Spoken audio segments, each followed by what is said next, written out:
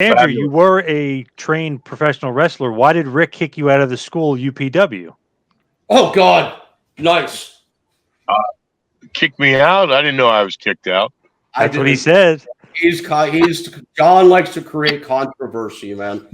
And I don't know about that. I'll tell you, I went to Connecticut. I worked with Tom Pritchard. I got in a ring with Giant Silva.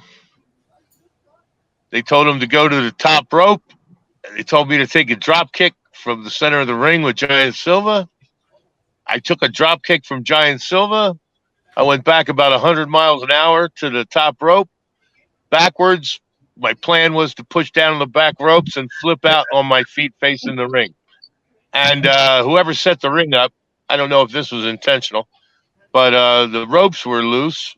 And the rope went all the way down to the ring apron. I barely flipped out, smashed my head and both of my shins at once. And it was not a lot of fun. I ended up looking at the ring. I saw Taz and I saw Giant Silva, and I had no idea what was going on. I was like, oh, a wrestling ring. I like that. My plan. That's interesting.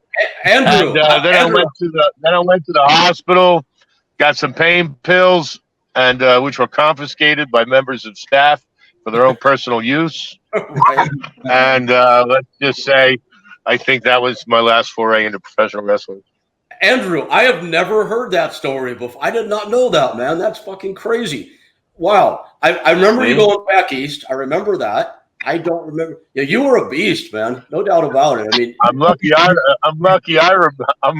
remember it. That is crazy. A Giant Silva drop kick from the top. Holy shit. That just sounds like a whole badly conceived idea from the get-go. I was game, but it was not my day.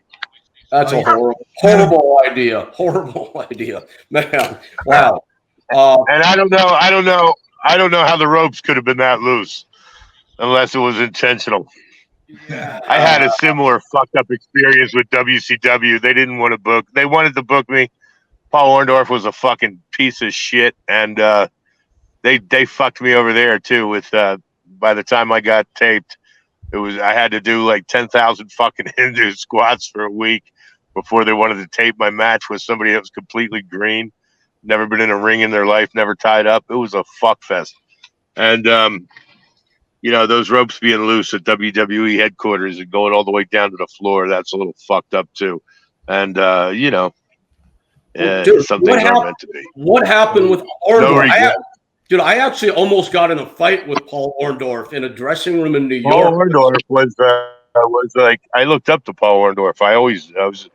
I became quite the muscular guy, and Paul Orndorff, when I was a kid, he was one of the few guys with a physique, and who I admired. And he was just the biggest piece of fucking shit. He didn't like that Kevin Nash was sending me to be booked, and with Terry Taylor's support, and I ended up in a bunch of politics with Paul Orndorff, who was trying to push his own agenda, but have his own guys booked, and total sabotage, total piece of shit. And it left.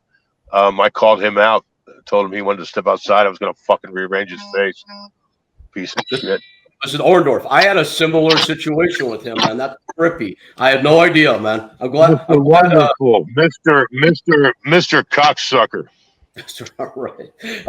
Man. John, ask another question. Look what can of worms you opened. This is awesome. What else you got?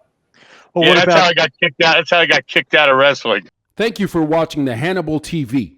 Please like this video if you enjoyed it, and click the subscribe button to not miss any of our latest shoot interviews, match videos, or news updates. Support us on patreon.com for $1.99 a month to watch our full shoot interviews ad-free and help our channel grow. Follow us on Twitter at the Hannibal TV for instant updates.